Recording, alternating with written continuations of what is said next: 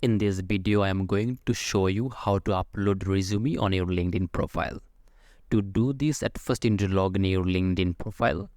Then just need to simply select on this me icon. Select settings and privacy. Then again select your data privacy. Scroll it down and under job seeking preference, you need to select job application settings.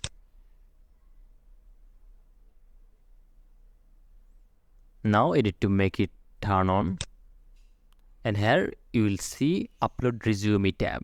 Just need to simply select over there and select your resume.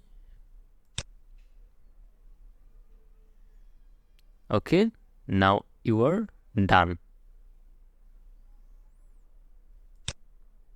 Okay, now here you can see delete and download button. That means your resume is uploaded on your LinkedIn account.